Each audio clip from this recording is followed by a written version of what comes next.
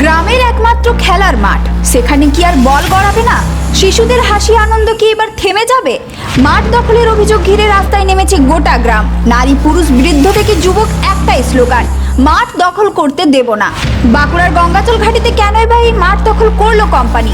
দেখুন আজকের এই বিশেষ প্রতিবেদনে। নমস্কার বন্ধুরা, আপনারা দেখছেন voice of Bankura, presented by Mondal bike Bazar, second hand বাইকের বিশ্বস্ত ঠিকানা। বাঁকুড়া জেলার গঙ্গাচল ঘাটি ব্লকের বিড়রা গ্রামে বহু বছর ধরে ঐতিহ্যবাহী এই খেলার মাঠকে ঘিরেই তৈরি হয়েছে নতুন বিতর্ক।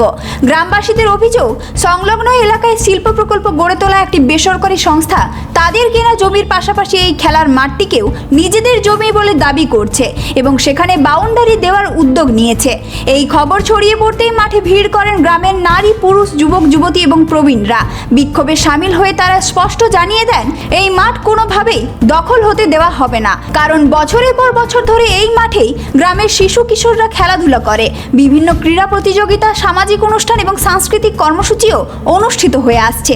সমস্যা, আমাদের মাঠ দীর্ঘদিন আছে, ছোট ছোট বাচ্চা ছেলেরা এখানে খেলাধুলা করে, আমরাও খেলাধুলা করেছি। হঠাৎ করে একদিন কিছু মানুষ এসে আমাদেরকে বলে, লোক দেখায় যে তোমাদেরকে কোম্পানিতে এরকম ব্যাপার, এই করে দেবো ওই করে দেবো, কোম্পানি হবে। আমরা কিন্তু সাথে সাথে প্রতিবাদ জানাই যে আমাদের মাঠ বাদ দিয়ে কোম্পানি আমরা সমর্থন করছি, যদি কোম্পানি হয় আমরা কিন্তু কোম্পানির পক্ষে, কিন্তু সাথে সাথে আমাদের মাঠটাও খুব প্রয়োজন। আমরা সেদিনই বলি যে আমাদের মাঠ কিন্তু নেবেন না। জমি মালিকরা আমাদের মাঠ দীর্ঘদিন আমাদেরকে ছেড়ে দিয়ে গেছেন মৌখিকভাবে, এখনো সেই মাঠ ফাঁকা আছে, চারিদিকে গাছ বেষ্টিত জায়গা, কিন্তু সেই মাঠটি আমাদের এখনো ফাঁকা আছে এবং ছেলেরা খেলাধুলা করে। এখানে বিভিন্ন ধরনের টুর্নামেন্ট আয়োজিত হয় প্রতি বছরেই এবং খেলাধুলা করে চলেছে।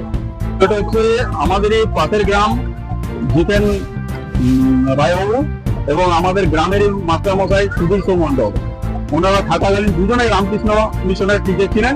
ওনাদেরই বেশি পরিমাণ জায়গা এখানে আছে এবং ওনারা আজ থেকে মোটামুটি 50 থেকে 60 বছর আগে এই জায়গাটি গ্রাউন্ড পারপাস দিয়ে যায়। বর্তমান কোন একটা কোম্পানি কলকাতা থেকে এসে আমাদের এখানে মাঠটি জবরদখল করবো বলে তারা আমাদেরকে বারবার হ্যারাসমেন্ট করছে। দীর্ঘকাল বাচ্চারা যেমন খেলে এসছে, এখনো যেন খেলতে পারে, ভবিষ্যতে যেন খেলা করে। কারণ একটা ছেলের যেমন খেলার প্রয়োজন, সেরকম পড়াশোনার যেমন প্রয়োজন, সেরকম খেলাটাও প্রয়োজন। বৃদ্ধ মানুষদের এখানে আসা, হাঁটা চলা ফেরা সব রকমই প্রয়োজন, একটা মাঠ দরকার। কারণ বিধায়কের অনুরোধ যে আমরা যেন এই মাঠটা পাই বাচ্চাদের জন্য, দীর্ঘকালের জন্য। অভিভাবকদের বক্তব্য, একটি শিশুর জীবনে যেমন পড়াশোনা জরুরি, তেমনি খেলাধুলারও সমান গুরুত্ব রয়েছে। গ্রামের একমাত্র খেলার মাঠ যদি বন্ধ হয়ে যায়, তাহলে ভবিষ্যৎ প্রজন্মের জন্য একটা বড় ক্ষতি হবে। শুধু শিশুদেরই নয়, প্রতিদিন বহু প্রবীণ মানুষও এই মাঠে হাঁটাহাঁটি ও শরীরচর্চা করতে আসেন। তাই এই মাঠ গ্রামের মানুষের কাছে শুধু একটি জমি নয়, বরং আবেগ আর ঐতিহ্যের অংশ। গ্রামবাসীদের আরও অভিযোগ, সংস্থাটি এর আগেও অতিরিক্ত জমি দখলের চেষ্টা করেছে। বিষয়টি নিয়ে ইতিমধ্যে স্থানীয় প্রশাসন ও জেলা প্রশাসনের কাছে অভিযোগ জানানো হয়েছে। প্রশাসনের পক্ষ থেকে জমির মাপজোক করা হয়েছে বলে জানা গিয়েছে।